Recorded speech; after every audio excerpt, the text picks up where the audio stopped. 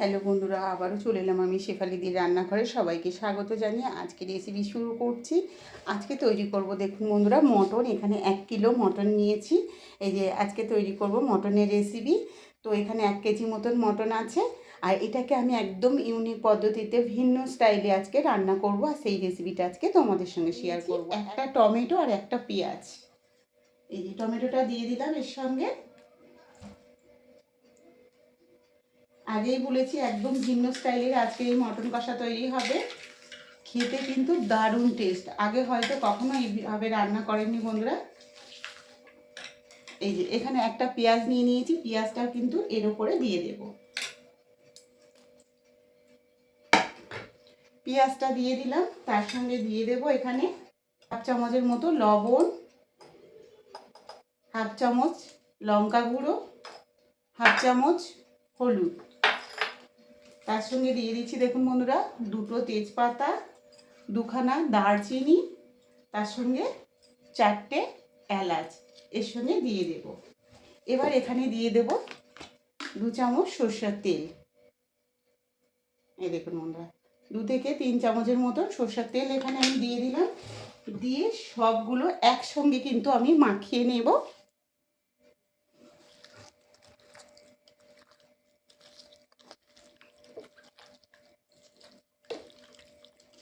একদম ভিন্ন স্টাইলের কিন্তু এই মটন কষার রেসিপিটা বানাবো।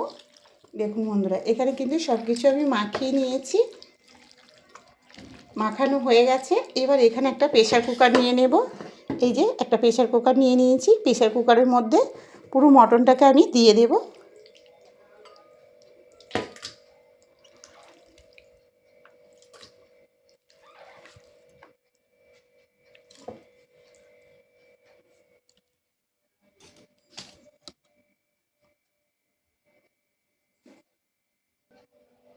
দেখুন বন্ধুরা, একটা প্রেসার কুকার নিয়ে নিয়েছি, আর সব মটনগুলো কিন্তু আমি এই প্রেসার কুকারের মধ্যে দিয়ে 6খানা সিটি মেরে নেব। এই দেখুন, এটা কিন্তু রেয়াজি খাসি ছিল একদম। আর এই পদ্ধতিতে এই মটন কষাটা একবার খেয়ে দেখুন বন্ধুরা, এর স্বাদ কিন্তু ভোলা যাবে না, এতটাই সুন্দর লাগে। প্রেসার কুকারটা লাগিয়ে দিলাম, দিয়ে সিটিটা দিয়ে নেব। আর এপাশে আমি মশলাগুলো জোগাড় করে নিয়েছি। এই যে পিস পিস করে 4টে আলু কেটে নিয়েছি, আর এখানে 4টে পেঁয়াজ নিয়েছি, 4টে টমেটো নিয়েছি। টমেটোটাকে একটু কেটে নেব।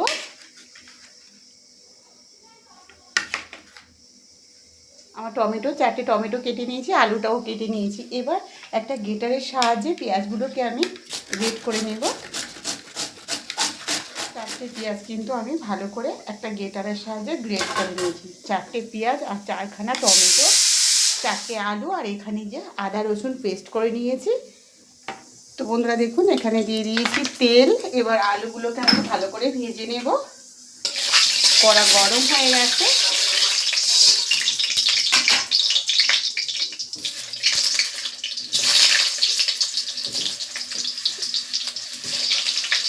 একটা করে আলুগুলো দিয়ে সব আলুগুলো কিন্তু ভেজে নেব। এর মধ্যে অল্প করে একটু হলুদ দিয়ে দিলাম, লবণ, হলুদ লবণ দিয়ে আলুগুলোকে ভালো করে ভেজে নেব।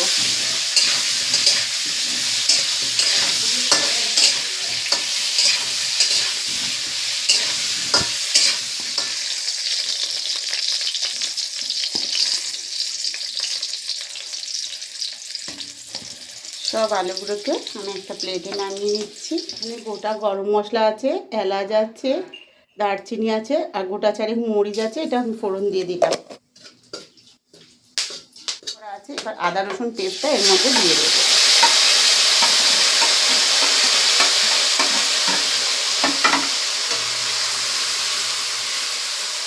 আদা রসুনটাকে ভালো করে একটু ভেজে নেব। এবার এখানে দিয়ে দিচ্ছি 2 চামচের মতো লঙ্কা গুঁড়ো।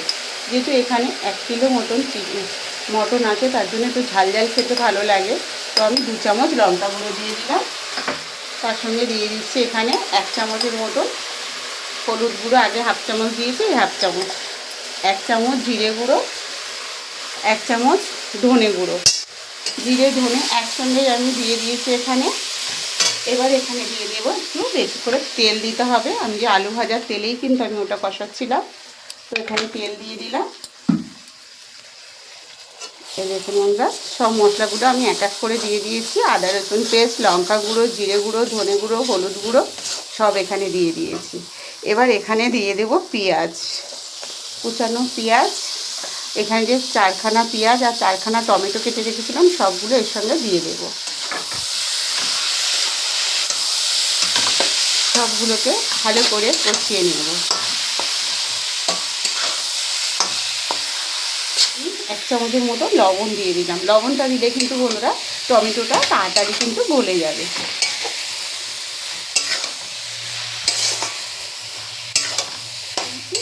এই দেখুন বন্ধুরা, প্রেসার কুকারের ঢাকনাটা আমি খুলে দিয়েছি। দেখুন ঝোলটা কতটা সুন্দর লাগছে। দেখুন সিটি মেরে নিয়েছি, মনে হবে তরকারি হয়ে গেছে। দেখুন এটা কিন্তু সেদ্ধ করেছি।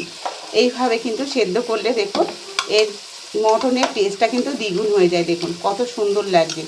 এই দেখুন জলটা দেখতেই পাচ্ছি, সেদ্ধ করার জলটা কত সুন্দর একটা কালার এসছে বন্ধুরা।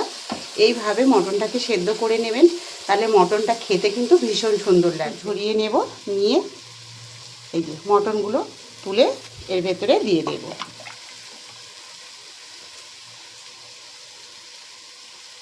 এর ভেতরে কিন্তু অন্য এক্সট্রা কোনো জল দেব না। আমি মটনগুলোকে তুলে নিয়েছি, কুকারটাকে সরিয়ে দেব। দেখুন আমরা মটনগুলো মশলার সঙ্গে ভালো করে কষিয়ে নেব। রাখা আলুগুলো কিন্তু এর মধ্যে দিয়ে দেব। যেহেতু আমার মটনটা সেদ্ধ করা আছে, আলুটা কিন্তু ভাজা আছে, সেদ্ধ নয়, তার জন্য আমি এই কষানোর সঙ্গে কিন্তু আলুগুলো দিয়ে দেব। তাহলে আলুগুলো কিন্তু সেদ্ধ হয়ে যাবে। কষাতে কষাতে মটনও কষা হয়ে যাবে, আলুটাও সেদ্ধ হয়ে যাবে। কসুরি মেথি নিয়েছি, কসুরি মেথিগুলো এর উপরে দিয়ে দেব। কসুরি মেথিটা দিলে কিন্তু সেন্টটা ভীষণ সুন্দর লাগবে আর খেতেও কিন্তু দারুণ লাগবে। কষাবেন, দেখবেন কসুরি মেথিটা দেওয়ার পরে ভীষণ মিষ্টি একটা গন্ধ বেরোবে।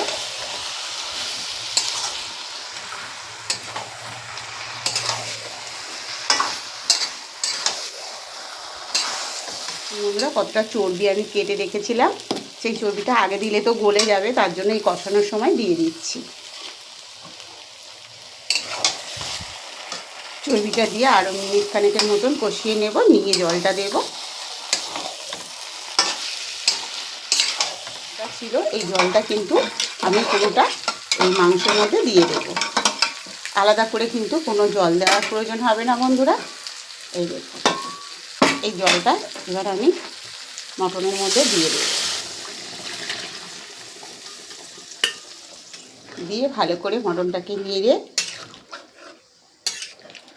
ঢাকা দিয়ে 8 ঘন্টা মতন আমি রান্না করে নেব। এই সানরাইসের একটা গরম মশলা নিয়ে নিয়েছি, এর ভেতরে দিয়ে দেব। মিট মশলার প্যাকেট নিয়ে নিয়েছি, এটাও এর সঙ্গে দিয়ে দেব।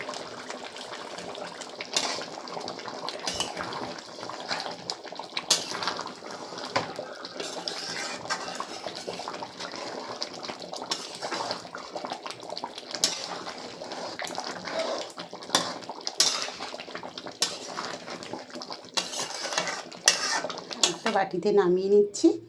এই দেখুন কতটা সুন্দর হয়েছে বন্ধুরা। দেখুন তো বন্ধুরা দেখুন আমি বাটিতে নামিয়ে নিয়েছি। এই যে হাফটা আমি বাটিতে নামিয়ে নিয়েছি। দেখুন মটন কষাটা কতটা সুন্দর হয়েছে, দেখেই বুঝতে পারছো বন্ধুরা, খেতে কিন্তু দুর্দান্ত স্বাদে ভরা হয়েছে। তো এইভাবে এই রেসিপিটা একদিন বানিয়ে খেয়ে দেখুন বন্ধুরা। এই পদ্ধতিতে মটন একদিন রান্না করে খেয়ে দেখুন, গ্যারান্টি দিয়ে বলতে পারি মুখে স্বাদ লেগে থাকবে, এতটাই টেস্টফুল হয়েছে। তো আজকের এই মটন কষার রেসিপিটা কেমন লাগলো বন্ধুরা অবশ্যই কমেন্টে জানিও। আর রেসিপিটা ভালো লাগলে আমার চ্যানেলটাকে সাবস্ক্রাইব করে পাশে থেকো বন্ধুরা। আর ফেসবুক থেকে দেখলে একটা ফলো করে দিও। কমেন্টে অবশ্যই জানিও আজকের রেসিপিটা কেমন হয়েছে।